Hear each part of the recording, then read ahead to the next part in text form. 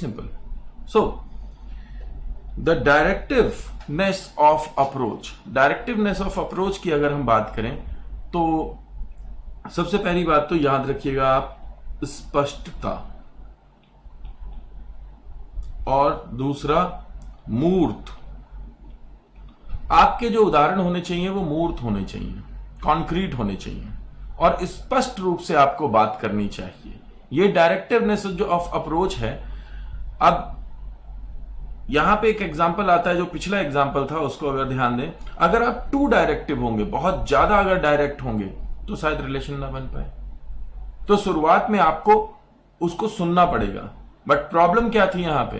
Problem यहां पे ये थी कि वो 11th स्टैंडर्ड का जो स्टूडेंट था उसको बहुत लंबे समय से ये बात समझाई जा रही थी क्लास में, और जब वो काउंसलिंग के लिए आता है तो वो ये सोचता है कि मेरी प्रॉब्लम को समझ करके इफेक्ट डिफरेंट होगा, मतलब इसको कोई इस तरीके से ना ले.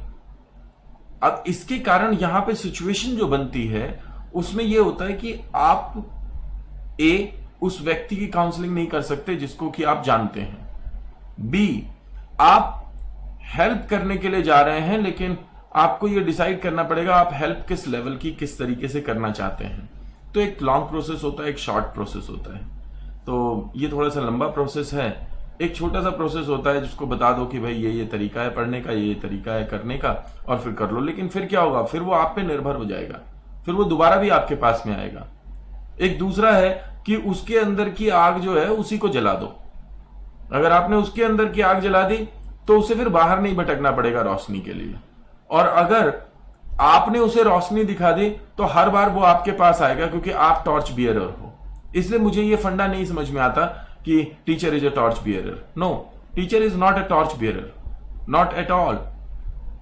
Teacher is just the one who is showing the finger here.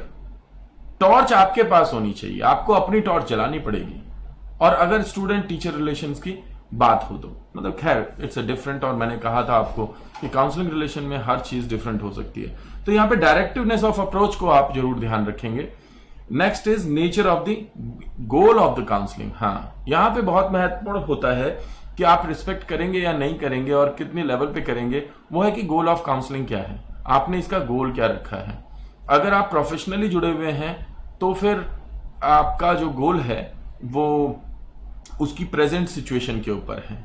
और अगर आप प्रोफेशनली ना जुड़ करके और एक इस नोबल प्रोफेशन के वजह से उससे स्टूडेंट और टीचर रिलेशन, या कह लीजिए एक ह्यूमैनिटी वाले रिलेशन में या एक एग्जिस्टेंशियल रिलेशन में अगर जुड़े हुए हैं, और फिर आप चाहते हैं कि वो वास्तविकता में अपना डेवलपमेंट करे, तो फिर शायद रास्ता लंबा हो जाएगा. इसलिए यहां पे आपके जो नेचर है वो बहुत मैटर करेगा. अभी वापस आएंगे इसके ऊपर, थोड़ी देर में बताएंगे आपको.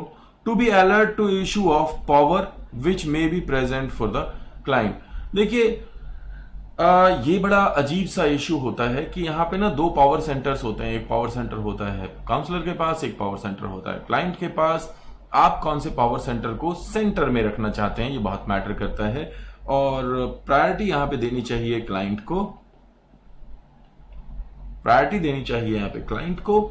लेकिन कभी कभी ऐसा नहीं हो पाता है और फिर वो सेंटर में काउंसलर आ जाता है. तो इसके कारण क्या होता है कि क्लाइंट को अनईजी लगने लगता है. इसलिए रिस्पेक्ट के लिए आपके लिए जरूरी होगा कि आप क्लाइंट की पावर सेंटर को ही सेंटर में रखें. To be open to and respectful of the clients values. हाँ, क्लाइंट की जो वैल्यू होती है उसके लिए आपको रिस्पेक्टफुल रहना चाहिए और ओपन रहना चाहिए. और अगर आप ओपन नहीं हैं तो आपको प्रॉब्लम होगी. अगर आप ओपन नहीं हैं तो आपको प्रॉब्लम होगी. इसीलिए प्रॉब्लम यही होती है. इसीलिए हम कहते हैं कि रिलेशनल, जो जिसकी अभी हम बात करेंगे बाद में, डुअल रिलेशनशिप की, कि अगर हम रिलेशन में अगर काउंसलिंग कर रहे हैं तो हमें उसके हिस्टोरिकल बैकग्राउंड के बारे में हमारा अपना परसेप्शन बना हुआ है, और फिर वो आकर के कुछ और बता रहा है. तो दोनों रियलिटी अगर एक दूसरे से अगर मर्ज नहीं हो रही हैं, अगर दोनों रियलिटी अगर एक दूसरे के साथ नहीं चल रही हैं, तो फिर यहाँ पे प्रॉब्लम हो सकती है. So this can cause problem. आगे बढ़ते हैं और ये समझने की कोशिश करते हैं that what is this system. यहां पे हम दो डिफरेंट काउंसलर की बात कर रहे हैं। आप अगर रिस्पेक्टफुल रहना चाहते हैं इस पूरे प्रोसेस में, तो आप क्या कर सकते हैं, आप दो क्वेश्चन पूछिए। पहला, एक काउंसलर को यह पूछना चाहिए, am I really acting in my clients best interest? क्या मैं अपने क्लाइंट के बेस्ट इंटरेस्ट में काम कर रहा हूं? अगर मैं कर रहा हूं तो मैं उसको रिस्पेक्ट दे रहा हूं, मैं उसके वेलफेयर में काम कर रहा हूं। और दूसरा, would I work differently if the client was of a different race, culture और जेंडर? अगर वो डिफरेंट रेस का होता, डिफरेंट कल्चर का होता, डिफरेंट जेंडर का होता, अगर वो मुझे नहीं जानता होता, तो क्या मैं डिफरेंट तरीके से रिएक्ट करता? अगर ये दो क्वेश्चन अगर पूछ लिए, तो इससे क्या होगा, इससे आप ये देखेंगे कि क्या आप उसका उसे बराबर वैल्यू दे रहे हैं जितनी उसको जरूरत है। कहीं आप उसकी वैल्यूज को दरकिनार तो नहीं कर रहे हैं। तो जब हम बात करते हैं मूल्यों की, तो हमें हमेशा क्या करना चाहिए, हमें हमेशा अपने आप से क्वेश्चंस पूछते रहने चाहिए। And this is the way how we can learn how to be better, right? तो काउंसलर के लिए हमेशा, ये दोनों काउंसलर ही हैं, क्लाइंट नहीं है, यहाँ पे हम काउंसलर की बात कर रहे हैं, कि काउंसलर को ऐसे क्वेश्चंस पूछने चाहिए। ऐसे क्वेश्चंस पूछने से वो क्लाइंट को वैल्यू दे पाता है, राइट? तो आगे बढ़ते हैं और देखते हैं कि इसमें आगे क्या बच जाता है। तो यहाँ पे 3 डिफरेंट चीजें बचती हैं, जिनको कि मैंने कहा था कि अभी थोड़ी सी देर में आपसे बात करूंगा। यहाँ पे बहुत मैटर करता है, क्या बहुत ज्यादा मैटर करता है, कि आप किस थियोरेटिकल अप्रोच को अपना रहे हैं। थियोरेटिकल अप्रोच, जिसे साइकोथेरेपी के अंदर डिफरेंट थियोरेटिकल अप्रोचेस कहा जाता है, तो उसमें आप कौन सी अप्रोच अपना रहे हैं। सबसे पहले एथिकल इश्यूज ऑफ ऑटोनॉमी, याद रखिएगा, हम यहाँ पे ऑटोनॉमी की बात कर रहे हैं। हमने बात की एक्सपेक्टेशन की, हमने बात की ऑटोनॉमी की, हमने बात की पावर की। अब यहाँ पे ऑटोनॉमी को अगर हम तरीके से समझें, तो एक काउंसलर किस थियोरेटिकल पर्सपेक्टिव से बैठा हुआ है, यही डिपेंड करेगा कि वो ऑटोनॉमी के बारे में क्या डिसीजन लेता है। जैसे कि अगर एक साइकोडायनेमिक अप्रोच है, साइकोडायनेमिक अप्रोच वो जिसकी कि फ्रॉइड ने शुरुआत की थी, तो उसमें वो ये कहता है कि भाई जो काउंसलर है, मैं ज्यादा जानता हूं इस क्लाइंट के बारे में जितना ये क्लाइंट अपने बारे में खुद जानता है।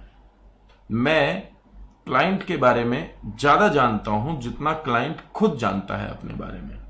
तो अगर मैं ये सोचूंगा, जैसे कि हमारे घरों में मम्मी पापा सोचते हैं कि भाई मेरे बच्चे से ज्यादा बेहतर मैं जानता हूं कि उसके लिए क्या ठीक है। जब ऐसा होगा तो टीचर क्या कहते हैं, तो टीचर अपने स्टूडेंट को कहते हैं, ओए बच्चे, ओए बच्चा। बच्चा का मतलब क्या होता है, बच्चा या बच्चे का मतलब क्या होता है? बच्चा या बच्चे का मतलब होता है हेजमनी। हेजमनी का मतलब होता है वर्चस्व, शक्ति का शासन। और वहां पे एक जो टीचर होता है, वो खुद को बड़ा, बेहतर, जानकार और सामने वाले को बच्चा यानी कि अननोन ये समझता है। और जब भी ऐसा होता है, whenever this happens, तो उसमें क्या होगा, उसमें किसी ना किसी प्रकार